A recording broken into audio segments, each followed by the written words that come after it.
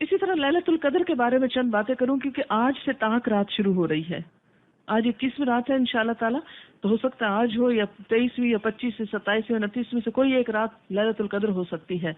نبی صلی اللہ علیہ وسلم نے فرمایا من قام رمضان ایمانا واحتسابا غفر له ما تقدم من ذنبه، اور من قام لیلۃ القدر ایمانا واحتسابا غفر له ما تقدم من ذنبه. تو اصل عبادت کیا ہے؟ جس نے ایمان اور ثواب کی نیت سے قیام کیا اس کے پچھلے سارے گناہ معاف ہو جاتے ہیں. تو اس میں اصل چیز ہے نوافل پڑھنا، قیام کرنا، لیکن اس کے علاوہ کوئی اور ذکر، وظیفہ، قرآن ترجمے سے پڑھنا یا کوئی اور چیز جو بھی نیکی کا کام ہو وہ آپ کر سکتے ہیں. لیلۃ القدر کی سعادت سے محروم رہنے والا بہت بد نصیب ہے.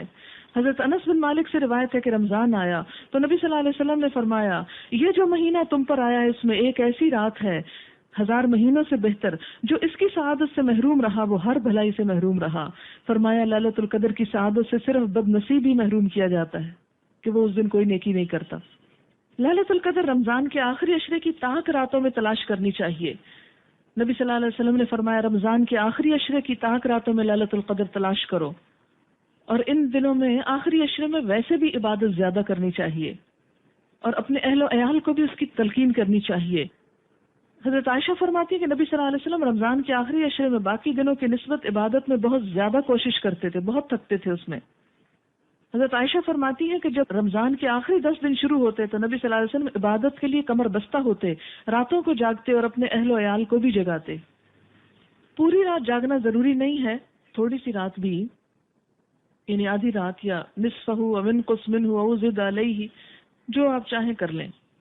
حضرت ابو ذر کہتے ہیں کہ نبی صلی اللہ علیہ وسلم نے فرمایا جس نے رمضان میں امام کے واپس ہونے تک امام کے ساتھ قیام کیا یعنی تراویح، اس کے لیے ساری رات کا قیام لکھا جائے گا، ساری رات کا ثواب، یعنی باجماعت تراویح کا اتنا بڑا اجر ہے.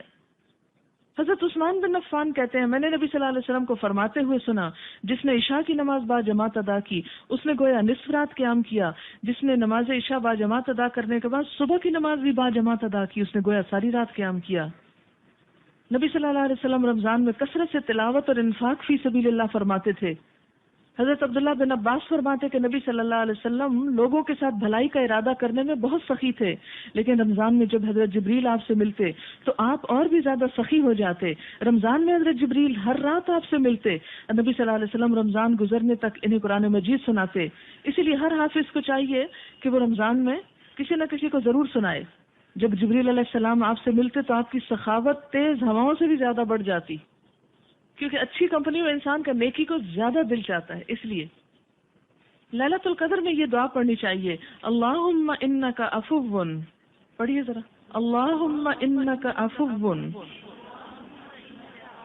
تحب العفو فاعف عنی، اللہم انک عفو